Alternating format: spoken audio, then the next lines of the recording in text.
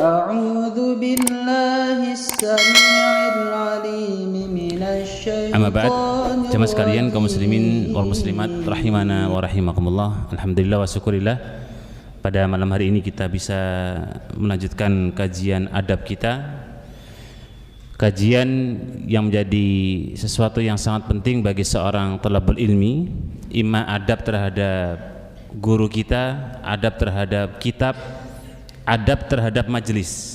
Termasuk diantaranya yang paling penting adalah adab terhadap kita sebagai thalabul ilmi. Tema kita jamaah sekalian masih menyambung. Bagi jamaah yang bawa kitab, monggo silakan dibuka halaman 27. Tema besar kita adalah belajar ilmu din untuk agama, apakah untuk dunia? Dan kita fokuskan dengan tema orang yang belajar orientasinya hanya untuk dunia. Sebuah tema yang ini jamaah sekalian sudah dibedah ya, sudah dikaji dengan tuntas oleh para a'immah kita, para fuqahaul ulum dengan detail ya. Sehingga ketika seorang itu belajar harus benar-benar pakem, pertama niatnya dan tujuan dan keinginannya. Meleset dalam niat dan tujuan itu bisa berakibat fatal. Ya, bisa berakibat fatal. Itu belajar jamaah. Nah, kalau kita kontekskan dalam bab masalah pembelajaran atau kita sebut dengan at-ta'lim atau ad-dars, itu kita fokuskan dalam belajar ilmu din. Ya, kalau masalah ilmu alat atau ilmu dunia ada tempatnya. Nah, ketika orang itu belajar kemudian dia ada sedikit saja niat untuk dunia, maka itu bisa menjadi malapetaka bagi pemilik ilmu. Ya, makanya masya Allah dulu jamaah sekalian kalau kita mencoba untuk mendalami ya, bagaimana sahabat-sahabat Nabi, bagaimana atba'ut tabi'in, mereka itu mengosongkan hati, jangan sampai nyelip, jangan sampai masuk dalam hati mereka belajar ilmu agama tapi tendensi dan tujuannya untuk dunia. Ya, dan ini yang harus kita pahami, yang semoga nanti manfaat kita dapatkan dari apa yang kita sampaikan pada malam hari ini. Taib, bisa dilihat jamaah sekalian di halaman 27. Faqala al-muallif rahimallahu taala, setelah menyampaikan pasal per pasal kemudian beliau menyebutkan hendaknya memuliakan ilmu dengan tidak menjadikan sebagai anak tangga menggapai kepentingan dunia. Ya. Perhatikan kalimat yang bagus ini yang disampaikan oleh beliau. Ketika mencari akhirat dengan ilmu din, maka jangan gunakan ilmu agama sebagai tangga untuk meraih dunia. Dulu jamaah sekalian, kalau kita bicara dunia ya, itu mungkin semakin akhir zaman dunia itu semakin mewah. Semakin zaman itu dekat dengan kiamat, maka dunia itu akan semakin menarik. Itulah sabda Nabi, yatatawaluna fil bunyan. Jadi Nabi prediksikan di akhir zaman ada orang-orang ini mereka yatatawaluna fil bunyan, berlomba-lomba untuk membangun rumah yang bertingkat. Ya. Dan kita bisa merasakan hari ini atmosfer persaingan dunia orang itu masya Allah ya, sangat kuat sekali. Sampai-sampai kata Sa'id bin Musayyib, atau sering kita sebut dengan sebutan Ibnu Musayyib, seorang tabi'in rahimahullah ta'ala, beliau pernah mengatakan inna dunya nadlah. Dunia itu nadl jamaah ya. Nadl itu kalau kita buka dalam kamus Lisanul Arab artinya banyak. Bisa hina, bisa buruk, bisa jelek, bisa rendah, bisa disebut dengan nadlah. Itu dunia yang kemudian amilun fi, bukan cuma rendah, bukan cuma hina, tapi dia condong lebih cenderung sesat. Itu yang kata Ibnu Musayyib atau Sa'id bin Musayyib, inna dunya nadlatun. Ya. Kemudian beliau katakan juga, ketika dunia itu nadlah, ternyata di dalamnya isi dunia itu jamaah sekalian. Coba kita baca perkataan beliau. Beliau mengatakan man akhadaha bi ghairi haqqiha. Jadi kalau orang itu sudah di dunia, ya, walaupun kita tidak mengatakan secara semua manusia jamaah ya, ada yang soleh, ada yang baik. Tetapi kalau sudah di dunia, beliau mengatakan orang yang ketika di dunia yang hina ini, maka dia akan mengambil sesuatu yang tidak pada haknya. Ya, apa kata beliau? Man akhadha bi ghairi haqqiha. Itu satu. Makanya coba perhatikan aja, orang-orang yang di dunia kalau dia tidak punya ilmu yang baik, tidak punya agama yang baik, udahlah, pasti dia akan mengambil hak orang lain yang tidak haknya. Itu satu. Kedua, beliau menyebutkan wa talabaha bi ghairi wajibiha. Dia akan mencari sesuatu yang tidak wajib dia cari. Ya. Contoh jamaah sederhana sekali. Fasilitas dunia yang kita punya itu untuk kita pakai sebagai gaya atau kebutuhan, atau memang kita sekedar hanya ingin menggunakan fasilitas dunia. Contoh real, orang punya mobil jamaah. Mobil itu apa sih fungsinya? Ya mungkin kalau hari ini banyak hujan ya biar nggak kehujanan gitu kan. Biar kendaraan biar lebih nggak kena polusi angin, nggak kena debu kan gitu. Kira-kira kalau orang itu punya mobil yang kurang bagus jamaah, kemudian lihat tetangganya punya mobil yang mewah, mau ganti atau mau tetap mobil itu? Mau ganti. Apalagi kalau orang punya uang, punya dunia, maka dia akan mencoba ganti mobil baru yang kemudian setiap saat agar dilihat orang, ini mobil saya baru. Itulah kata beliau, Ibnu Musayyib mengatakan bahwa man talaba ya bi ghairi wajibiha, dia akan mencari sesuatu yang nggak penting gitu. Dan faktanya kita jumpai jamaah sekalian di masyarakat itu, masya Allah, yang namanya orang fastabiqut fid dunya itu luar biasa ya. Dan apa hubungan yang kita sampaikan nanti kita akan lihat nanti. Kenapa kita sampaikan perkataan Ibnu Musayyib? Harapannya kita melek dulu bahwa dunia itu seperti itu. Yang ketiga kata beliau, wa wada'aha fi ghairi sabiliha. Dan kita itu suka dan sering meletakkan sesuatu yang tidak pada tempatnya di dunia, yang bahasa kita dolim itu ya.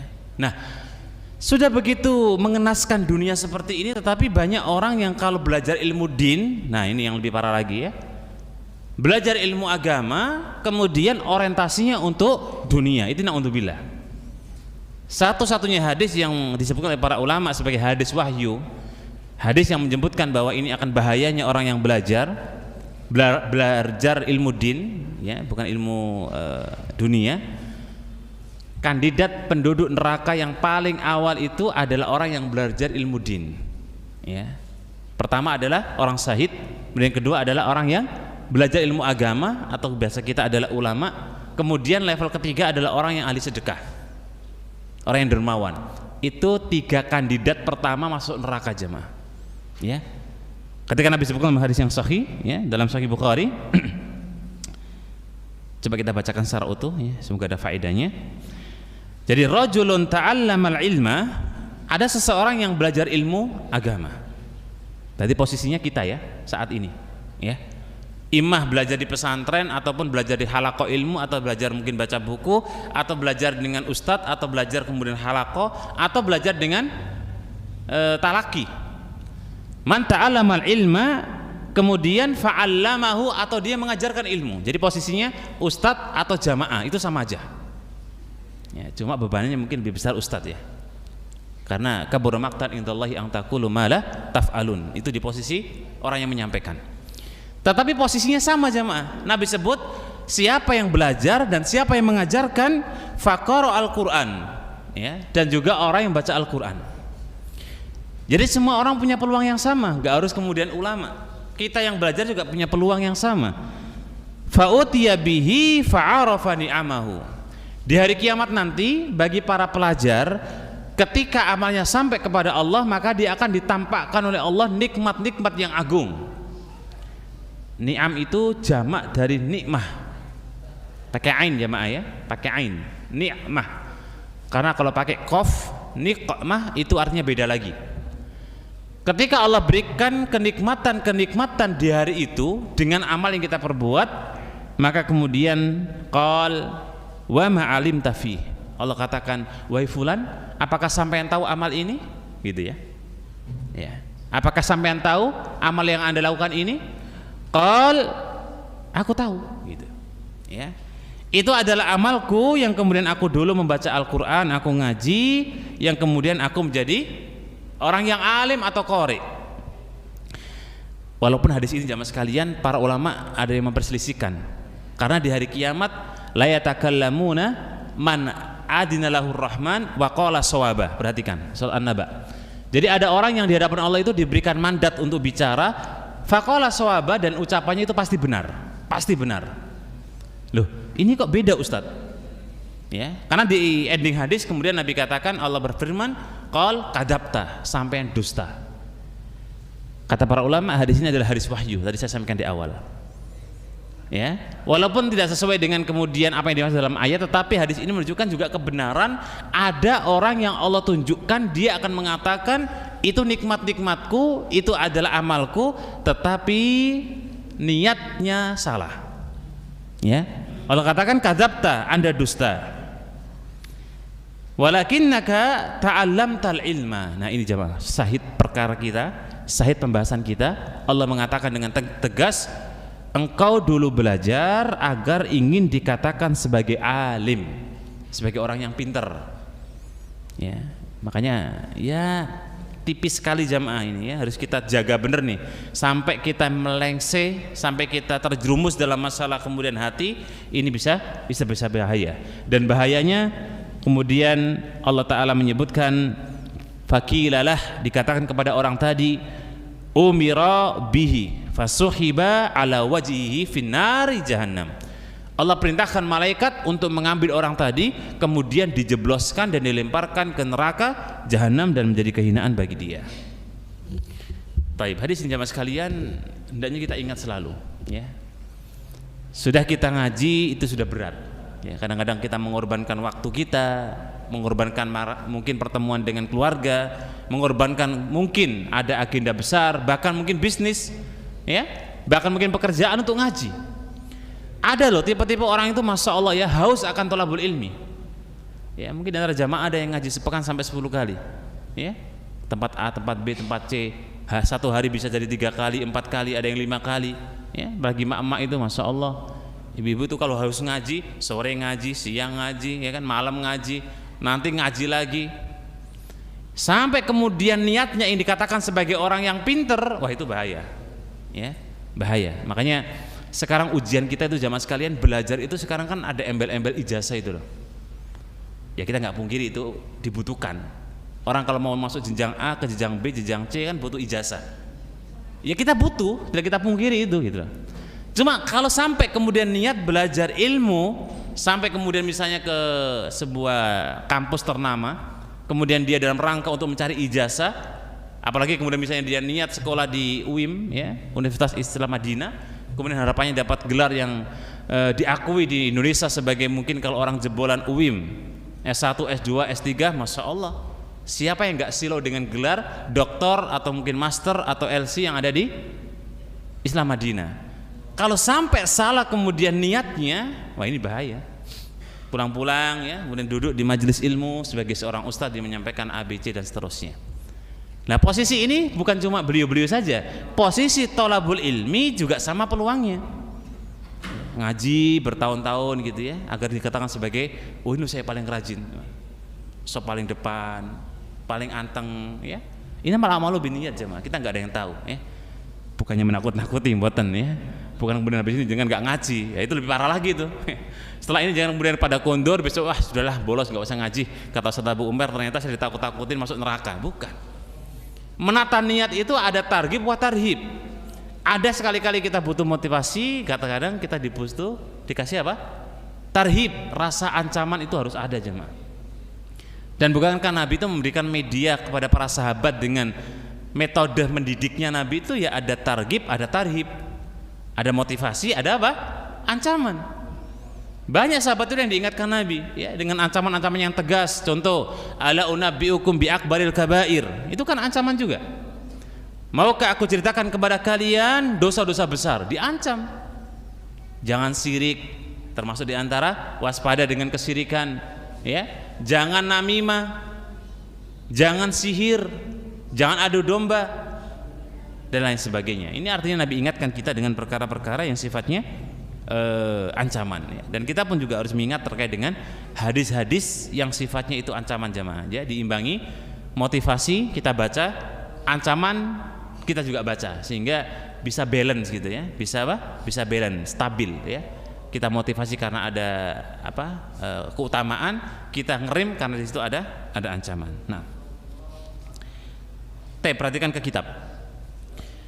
Ketika seorang itu belajar ilmu din, kemudian untuk menggapai anak tangga kepentingan dunia dan kedudukannya, ya kayak gelar-gelar jabatan dulu jamaah. Ya, orang itu kalau mau jadi katakan gubernur itu kan minimal ada S1, S2 atau mungkin ada syarat-syaratnya.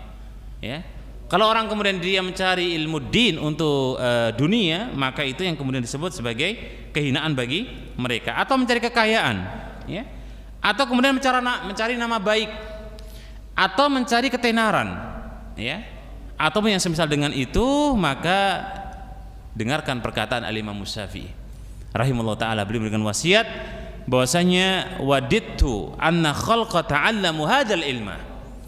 Kata beliau mengatakan, aku berharap orang-orang yang belajar ilmu dengan catatan tidak kemudian mereka menyandarkan satu huruf pun kepada namaku, ya.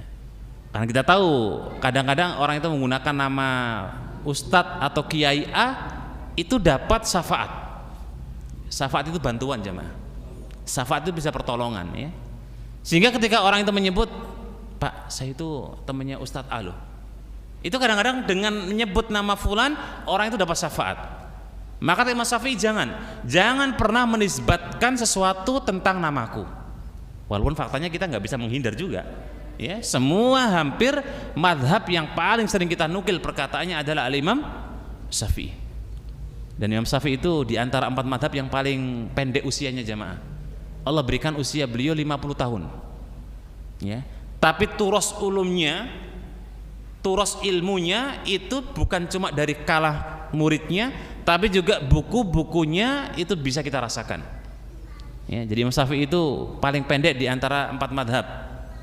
Tapi rasa ilmunya kata para ulama itu lebih menyebar dibanding yang lain, ya. Seperti misalnya Imam Syafi'i punya murid, ya, Rabi' bin Najd rahimahullah taala, yang digadang-gadang sebagian para ulama salah satu yang mewarisi kitab terbaiknya Al-Imam Syafi'i, kitab Muntakotnya beliau. Padahal Rabi' itu dulu kalau belajar di halakohnya pengajiannya itu nggak pinter-pinter amat gitu. Kalau ibaratnya ujian itu yang sering rosip, yang sering ngulang nilai itu adalah Rabi' bin Najd. Tapi faktanya ketika beliau jadi khadimnya Imam Syafi'i, ya, khadim itu pembantu. Jadi karena Rabi' itu nggak dong-dong diajari, ya udahlah Rabi' sampean jadi apa? Jadi pembantu saya di rumah. Ya, ngepel-ngepel, cuci piring gitu ya. Nah, setiap hari karena Imam Syafi'i itu masya Allah ya, beliau adalah orang yang paling rajin buka buku jamaah. Kalau beliau belajar dengan Imam Malik saja itu nggak perlu membawa buku. Jadi di rumah dihafal semua itu buku, baru beliau ngaji dengan Imam Malik rahimahullah taala, Imam Syafi'i. Nah, Rabi' itu tahu kebiasaan Imam Syafi'i, jam sekian beliau ngapain, jam sekian itu ngapain. Nah, setiap Imam Syafi'i buka buku, beliau itu duduk bersihin meja, ya, dibersihin meja sambil nguping. Setiap hari seperti itu jamaah. Nah, ngupingnya Imam Rabi' rahimahullah ta'ala sampai hafal kitab induknya Imam Syafi'i yang itu nggak bisa diwarisi oleh murid terbaiknya di halakoh. Apa yang bedakan jamaah?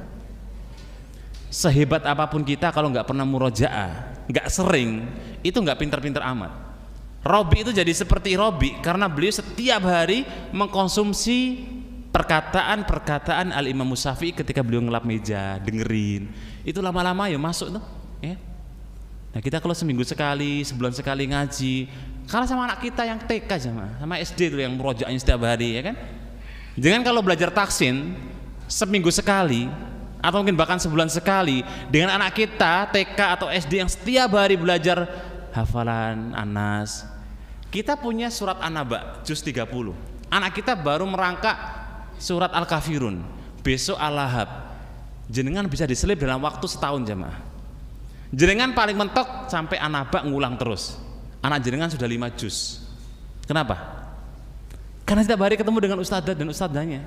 Setiap hari store, setiap hari dengar, setiap hari store, setiap hari dengar. Itulah yang membuat Rabi' itu menjadi pewaris takhta utama kitab Muntakotnya Al-Imam Syafi'i. Nah, makanya karena itu sudah sebegitu hebatnya Imam Syafi'i, jangan pernah menisbatkan namaku untuk mencari syafaat, ya. Lebih-lebih lagi kalau mencari dunia, ya, mau kerja pakai sertifikat Imam Syafi'i, nggak boleh tuh. Nggak boleh. Makanya jenengan kalau pakai sertifikat itu berarti menggunakan syafaatnya nama yang tanda tangan di belakang tuh, ya. Dan itu terjadi hari ini. Kadang-kadang orang itu ingin mendaftar di tempat ABC, dapat rekomendasi dari Ustadz A, akhirnya diterima. Ya itu poin yang lain. Tetapi kalau kita mendengar perkataan Imam Syafi'i rahimahullah taala, hal itu nggak perlu dipakai gitu loh. Ya, nggak perlu dipakai. Karena dikhawatirkan kita ketika belajar itu bukan lagi untuk ilmu, ya. Makanya ulama-ulama kita dulu itu masya Allah mereka benar-benar murni 100% ilmu. Nggak ingin mencari syahada, nggak mencari ijazah.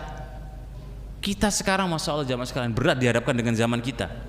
Ya, contohlah pondok-pondok yang memang apa istilah kita fokusnya tahfidz itu nggak memungkiri bahwa dia butuh ijazah gitu.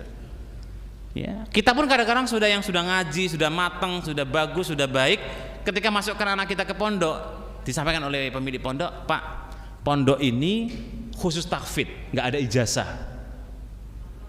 Masih yakin jangan masukkan ke pondok itu jamaah? Pondok mengatakan saya garansi anak bapak hafal 30 juz, kalau enggak ngulangi lagi, pokoknya saya garansi. Kita yakin jamaah? 6 tahun dari SD anak jenengan masuk ke sekolah tanpa ijazah SMP SMA, tapi garansi hafid Quran. Tak 7 jari yang berani. Oh Ustaz, pokoknya wes barakallah, ya. Cuma 1 orang loh dari sekian ribu orang. Artinya kita berat jamaah hari ini gitu.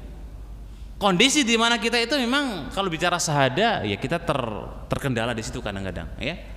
Sehingga kadang-kadang sebagian, nah ini yang agak disayangkan sebagian para asatidah, ya, al-fudhala memberikan komentar, teman-teman sunnah itu disayangkan, sudah tahu sunnah kadang-kadang beli ijazah, ya.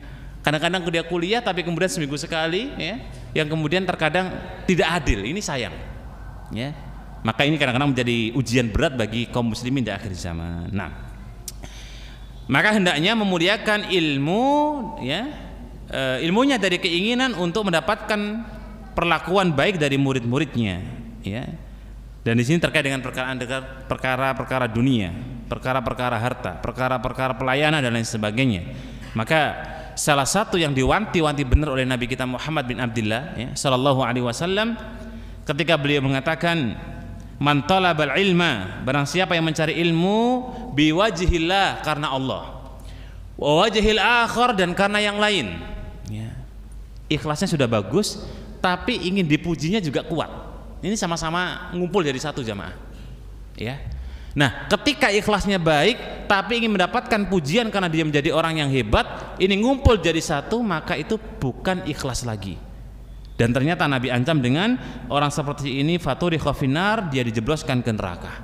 Ingat, ikhlasnya murni bercampur dengan sesuatu yang ingin dipuji walaupun cuma mungkin 10%, nyampur yang di 100%, maka faturikha finnar, orang itu dijebloskan ke neraka. Wa na'udzubillah. Baik. Begitu pula hadis Nabi yang lain, ya. Ketika Nabi sebutkan wallahi mad dunya fil akhirah. Ya, jadi kalau kita pakai perbandingan tuh jamaah, kalau ada orang belajar ilmu akhirat, ini kan akhirat ya, seperti kita belajar ilmu sholat, ilmu tauhid, ya, ilmu fikih, ilmu toharo, itu kan akhirat semua, ya.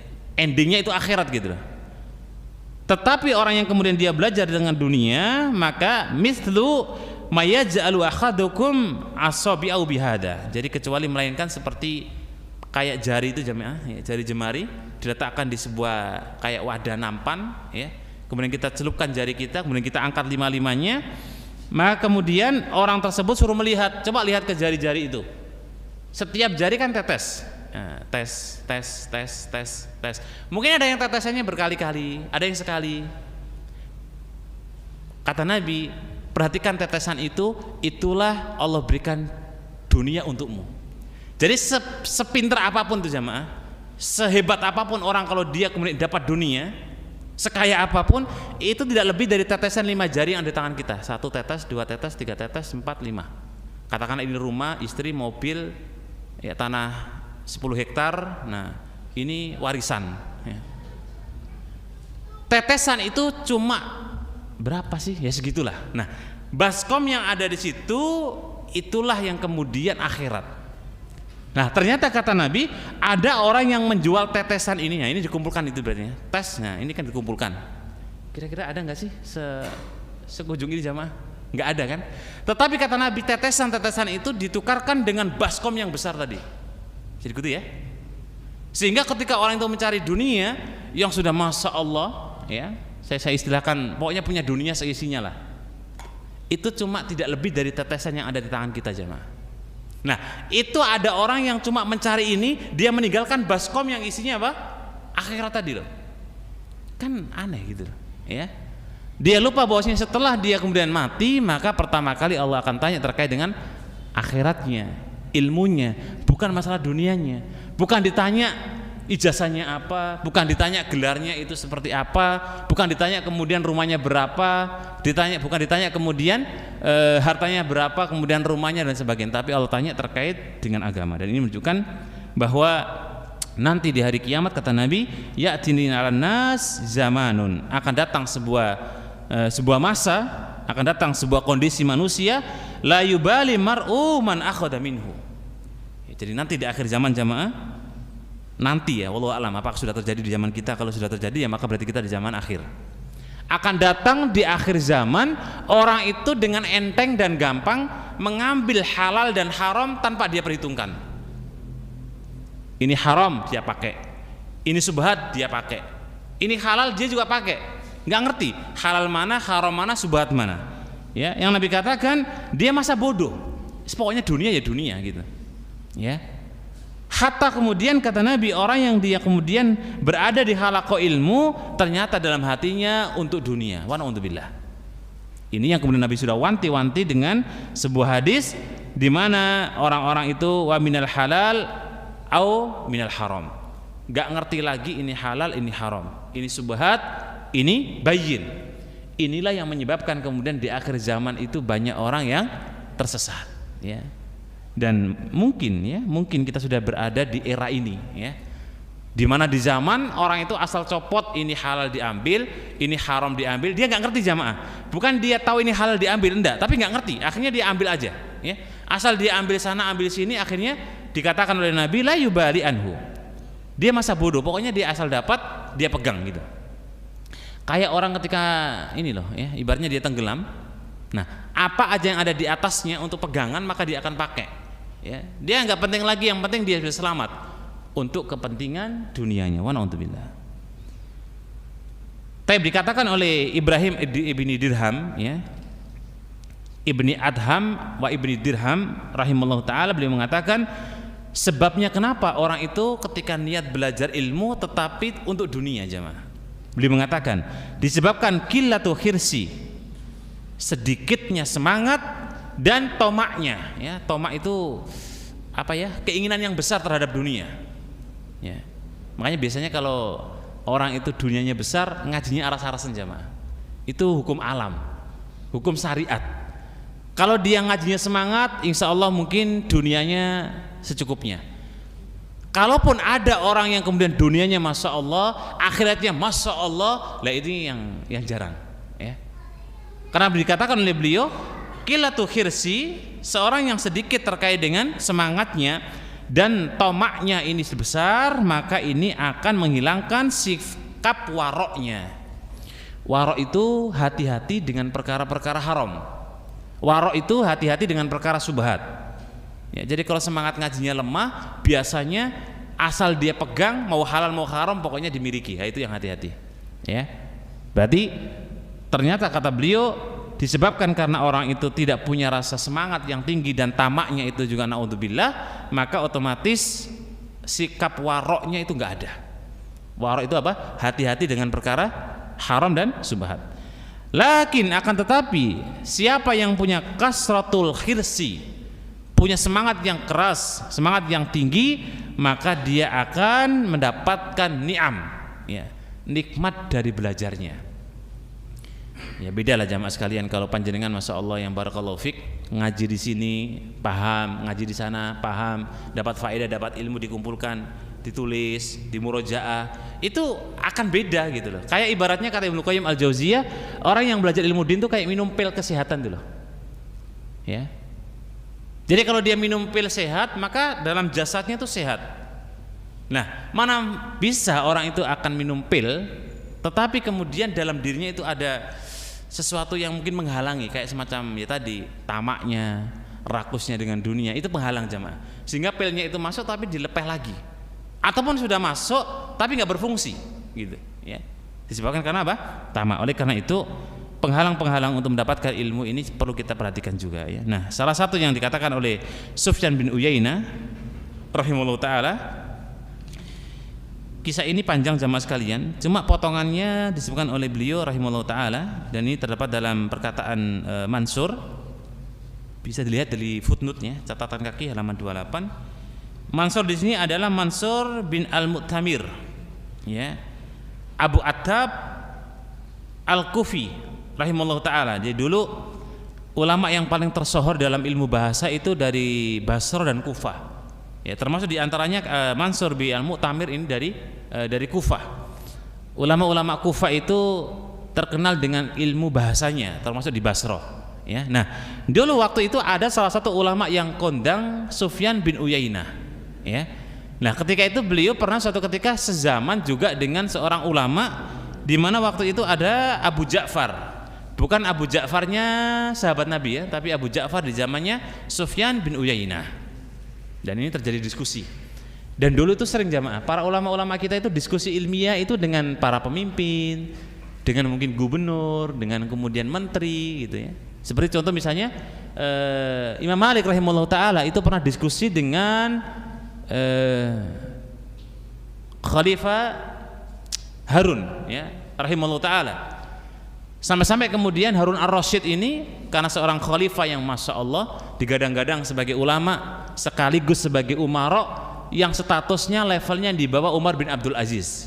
Ya, kalau ada 4 khulafaur rasyidun, nah Umar bin Abdul Aziz, nah di bawahnya lagi ini ada Harun Ar-Rasyid, pemimpin Muslim yang luar biasa. Sekelas beliau saja ketika minta kepada Imam Malik rahimahullah taala, karena anak-anaknya Imam Harun Ar-Rasyid ini nggak mau dicampur dengan santri-santrinya beliau gitu. Jadi Imam Malik itu punya halaqah, kemudian Harun Ar-Rasyid ini punya anak. Nah, halaqahnya Imam Malik itu nanti ada juga termasuk anaknya Harun Ar-Rasyid. Kata Harun Ar-Rasyid, saya nggak mau anak saya bergabung dengan murid-murid Anda wahai Imam Malik. Datanglah sampean ke rumahku katanya. Kata Harun Ar-Rasyid. Apa kata Imam Malik rahimahullah taala? Ya. Inilah sabab nuzulnya perkataan al-ilmu yu'ta wala ya'ti. Ilmu itu didatangi bukan mendatangi. Sekelas Harun Ar-Rasyid itu disentil sama Imam Malik, kalau bab masalah ilmu, kalau ente butuh ke sini gitu. Anak-anakmu suruh sini, saya ajari, tapi saya nggak mau ke sana untuk mengajari anakmu. Inilah diskusinya ulama dulu jamaah, ya. Jadi ulama itu tidak disetir oleh umaro gitu, kurang lebihnya gitu. Ya. Contohnya Imam Malik, beliau nggak mau suruh datang ke rumahnya Harun Ar-Rasyid untuk memberikan halaqah ilmu khusus pada anaknya. Ya, tapi kalau mau ya datang aja ke kajian saya dengan orang-orang umum pada umumnya, kalau enggak ya enggak usah. Gitu. Nah, termasuk diantaranya Sufyan bin Uyainah rahimahullah taala, beliau pernah mengatakan, kuntu qad utitu fahmal Quran. Dulu aku telah diberikan pemahaman Al-Qur'an. Ya, artinya beliau belajar jamaah. Beliau paham tafsir ini, hadis ini, ya. Nah, ketika falamma qupiltu surrah, ketika aku didatangkan, ya, surrah itu kayak kantong gitulah, tapi berisikan uang, ya. Kantong berisikan uang dari Ja'far ya. Abu Ja'far ini salah satu orang kaya. Jadi kalau dulu para ulama-ulama kita itu salah satu yang kemudian ulama besar diberikan surah. Surah itu satu kis kantong jamaah. Sebagaimana di zaman Nabi, pernah juga ketika Nabi itu memberikan satu kantong yang gede, ya kayak karung begitu, isinya dirham. Umar pun mempraktekkan kondisi itu kepada Sa'id bin Amir, diberikan kis, ya, berisikan apa? Uang juga. Nah, dulu kebiasaannya adalah mereka memberikan kepada para ulama, ya, satu kantong uang, satu kantong kis dan seterusnya. Nah, yang dikhawatirkan oleh Sufyan, ya, ketika dulu walaupun diberikan ilmu oleh guru-gurunya, tapi saya khawatir kalau diberikan satu surah, satu kis berupa uang, nanti ilmu saya nyantol di situ gitu. Artinya kata beliau niatnya jamaah, ya.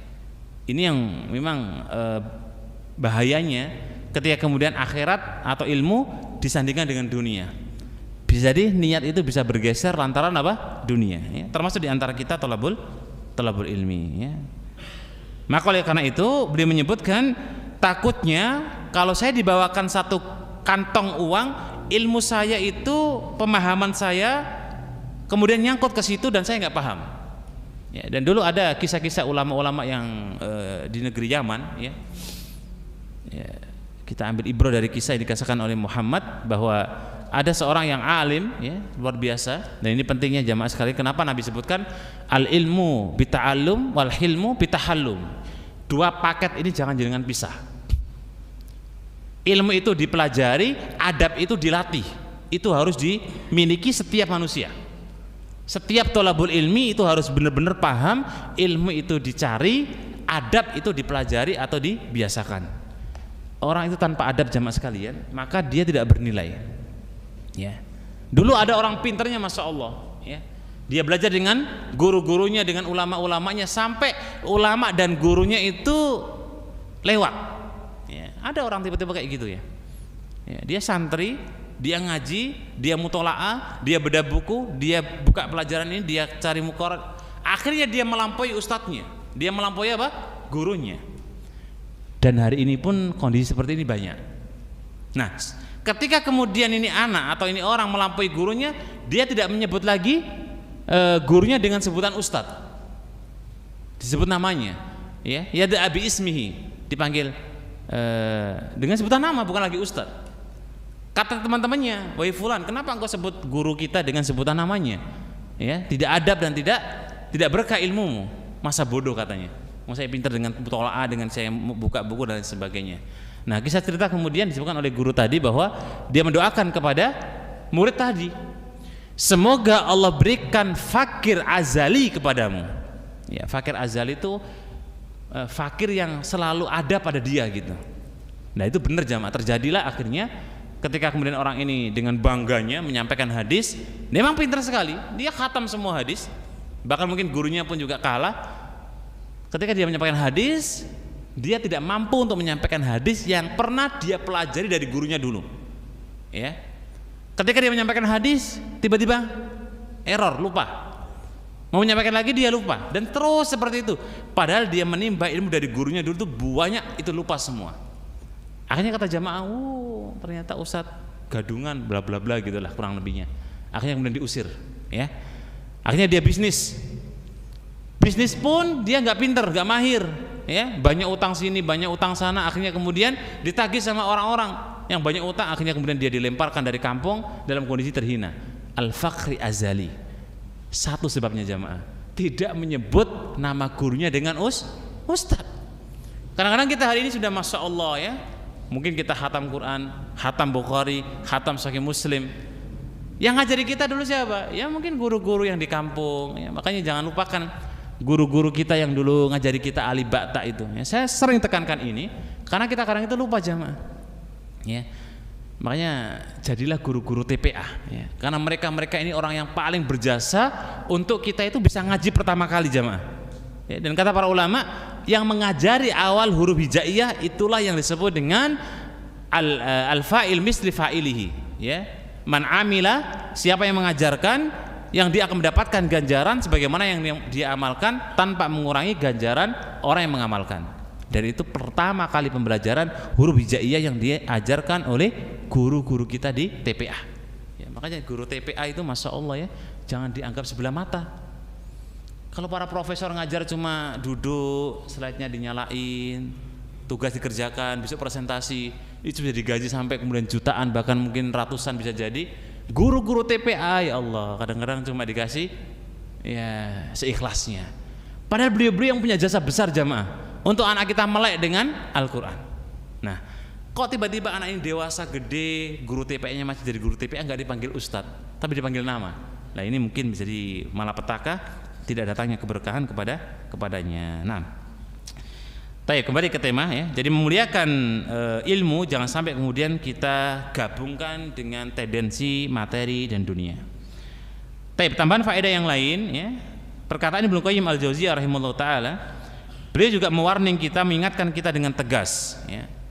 Sampai tegasnya beliau mengancam bagi orang-orang yang kemudian ikhtilat, ya, menggabungkan antara belajar agama dengan belajar dunia. Jadi kan ada orang-orang itu agamanya kenceng, ya, tapi kemudian juga dunianya kenceng. Nah, kemudian di tengah perjalanan kedua niat tersebut bersatu menjadi satu yang kemudian dia tentukan untuk kehidupannya dunia. Ya, maka ilmu seperti ini juga tidak akan barokah, dan keberkahan ilmu itu jamaah sekalian di saat kemudian orang itu meniatkan tujuannya untuk raf'ul jahil. Ya, sebagaimana perkataan Ibnu Utsaimin, ya, dalam Kitabul Ilm, satu-satunya yang ilmu itu bisa barokah minimal kita perhatikan dua syarat atau dua kedudukan ilmu. Pertama adalah kita belajar untuk raf'ul jahil, untuk menghilangkan kebodohan dalam diri kita dulu. Yang tadinya nggak tahu jadi tahu, itu ilmu, ya. Jangan sampai kita udah belajar bertahun-tahun malah nggak ngerti, makin bodoh, makan bodoh. Jangan-jangan kita salah niat, ya. Karena belajar itu untuk kita hilang dari kebodohan atau kejahilian, itu satu. Kedua, raf'u alal akhar atau al-akharin. Untuk mengetahui ilmu itu kita mengajarkan pada kanan kiri kita, minimal pada keluarga kita. Ya, jadi pertama, agar kita tidak senantiasa dalam kondisi jahil. Kedua, agar kanan kiri kita, keluarga kita mengerti tentang ilmu itu sendiri, ya. Dan ini yang paling penting, minimal belajar untuk melawan dan meninggalkan kebodohan. Nah, kita coba sempurnakan perkataan Ibnu Qayyim Al-Jauziyah tadi, jamaah. Jadi tadi kita sampaikan, jika kemudian ilmu dunia dan ilmu agama itu bercampur, ya, artinya niatnya ingin dikatakan sebagai alim dan ingin dikatakan sebagai orang yang pintar ataupun yang lain, maka itu sudah disebut dengan istirok, ya, perserikatan, atau disebut bahasanya adalah syirik, dan itu yang bisa merusak thalabul ilmi kita. Dan yang menarik kata beliau adalah al-ilmu hayatu qulub, ya. Jadi ilmu, ingat, kalau disebut dalam bahasa ilmu itu ilmu din, ya, ilmu din, ilmu agama. Ilmu agama itu adalah sebagai sebab untuk hidupnya hati.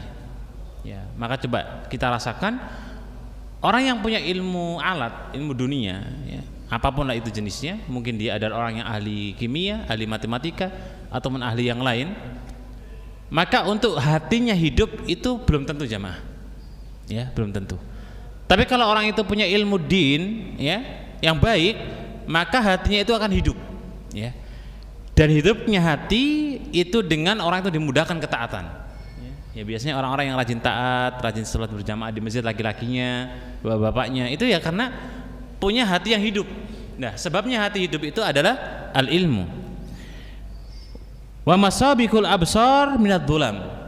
Dan dengan ilmu itu, ilmu agama, itu membuat seseorang, ya, dalam pandangannya itu punya penglihatan, ya, bisa mendeteksi ini gelap, ini terang. Ya, semua orang bisa melihat, jamaah, ya, bukan itu maksudnya. Semua orang bisa melihat, tapi bukan itu maksudnya. Tetapi orang yang punya ilmu, maka dia ada masabih, ya. Masabih itu penglihatan yang terang, ini kegelapan, ini kesesatan, ini petunjuk, gitu. Ya, kalau sederhana kita dengan penglihatannya dia tahu ini halal, ini haram, ini subhat, dan yang lainnya. Yablughul abdu bil ilm, dan itu bisa dicapai bagi seorang hamba yang punya ilmu yang baik, ya, punya ilmu yang baik dan memiliki manazilul akhyar, dia punya kedudukan yang berbeda dengan orang lain, ya. Dan kita bisa merasakan itu, gitu. Di masyarakat kalau ada orang yang punya ilmu agama yang mumpuni, yang baik, yang soleh, dia punya manazil, ya. Makanya sekarang itu juga kan pesantren itu sedang digeruduk oleh masyarakat, sedang rame, sedang digandrumi, ya. Kenapa? Karena faktanya orang itu ya senang, gitu loh, anaknya soleh, anaknya baik, nggak neko-neko, ya. Cuma orang-orang yang ketika menyekolahkan anaknya ke sekolah umum biasanya memang background dari orang tua ya umum, gitu. Ya, walaupun juga nggak banyak, nggak sedikit orang tua yang umum ke pondok juga nggak sedikit, banyak juga. Nah, tetapi menariknya, kenapa kemudian pesantren itu banyak dituju oleh orang-orang umum khususnya? Ya karena mereka sadar bahwa orang yang di pesantren itu punya manazil, ya, punya kedudukan yang istimewa. Wa darajatul ula fid dunya wal akhirah. Nah, dan orang yang berilmu itu punya kedudukan yang istimewa di dunia dan di akhirat, lebih-lebih di akhirat, ya. Inilah yang kemudian beliau katakan, ya rahimallahu taala, wa bihi ya'rifu halal minal haram. Dengan demikian orang yang sudah ngaji, nah ini poinnya jamaah, ya, sebagai closing kita lah gitu. Kalau kita semakin ngaji, makin belajar, maka kita akan tahu mana itu halal, mana itu haram. Itu satu. Yang kedua, wa huwa imamul amal, dan dia akan menjadi orang yang teladan dalam amal. Dan ini saya sering sampaikan juga. Jamaah yang aktif ngaji, yang rajin halaqah ilmu, yang rajin baca buku, yang rajin konsultasi dengan ustadz, maka buktinya salah satunya adalah dia paling garda depan dalam beramal, ya. Jangan orang yang nggak, malah ini siapa ya kok sub depan terus, nggak pernah halaqah, nggak pernah ngaji, nggak pernah, ya, yang ngaji malah kemudian sering masbuk, sering berhalangan, nggak pernah dan sebagainya, ya. Wal amalu tabi'ahu, dan amal yang akan dia lakukan itu otomatis ngikutin terus jamaah dengan ilmu yang dia punya. Semakin dia berilmu, maka ilmunya semakin bagus, amalnya semakin bagus, ya. Dan secara otomatis dia akan berada di tempat yang dia akan membawakan kebaikan, dan dia akan mengingatkan terkait dengan keburukan. Itulah buah dari ilmu agama, dan itu berbeda dengan ilmu dunia, ya. Kalau ilmu agama dimanapun kita berada, maka di situ akan ada suada, ya. Suada itu apa? Kebahagiaan untuk kita dan kebahagiaan untuk kanan kiri kita jamaah, itu pasti, ya. Dan ilmu agama ini akan menjadikan kita semakin menjadi orang yang bahagia, ya. Maka tidak ada orang yang kemudian dia ketika sudah paham agama kemudian ya mungkin amalnya sering ya jelek, naudzubillah, ya, nggak mungkin. Atau kemudian dia tidak mengamalkan amalan, itu tidak mungkin, ya.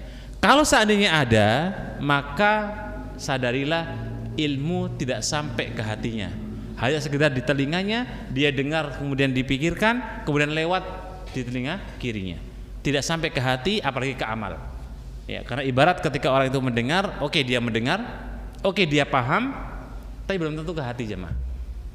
Kalau sudah di hati, direnungkan, belum tentu diamalkan. Nah, ketika puncaknya ilmu itu adalah amal, ya, puncaknya ilmu itu apa? Amal. Sehingga seorang thalabul ilmi itu identik dengan amal perbuatan ketika dia memegang ilmu itu sendiri. Maka oleh karena itu sebagian ulama mengatakan al ilmu bila amal kasyajarah bila samar. Ilmu itu tanpa diamalkan ibaratnya seperti pohon yang gede, yang rindang, yang bagus, tapi nggak ada buahnya, ya. Dan itulah ungkapan yang mungkin cocok untuk para thalabul ilmi ketika dia punya ilmu tapi tidak diamalkan. Wallahu a'lam bishawab. Semoga ada faedahnya.